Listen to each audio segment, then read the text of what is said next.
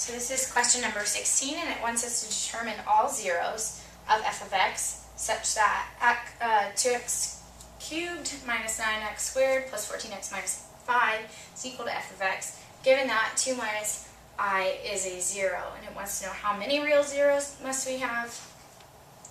And we want to factor completely as a product of linear factors and irreducible quadratic factors. So if we know that 2 minus, so we'll have x minus 2 minus I. If we know that that is a factor, we also know that its complex conjugate is also a factor, so we're going to have x plus 2 plus I.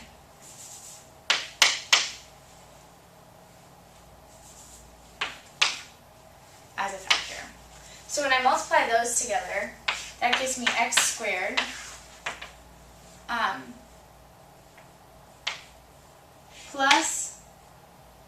minus x times 2 plus I, and then minus x times 2 minus I, and then plus 2 minus I, 2 plus I.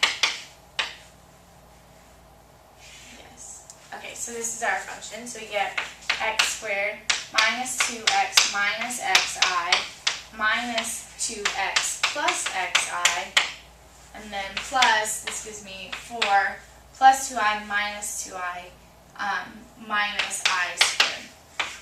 So this simplifies again. We have our minus xi minus xi, so we get x squared minus 4x, because that's those two, and then negative, or I squared turns into plus 1, so 4 plus 1 is plus 5.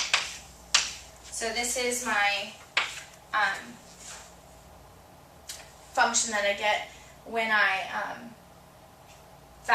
when I have 2 minus I and 2 plus I as factors. And so what I can do then is I can factor this out of there by long division, and I would get 2x, I think it's minus 1.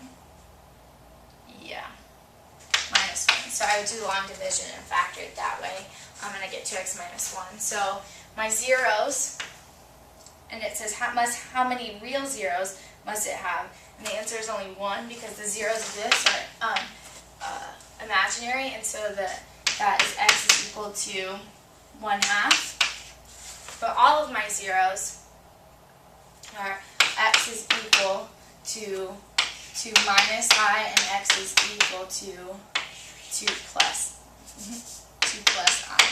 And then I've got my factor, and it has 1 real root. So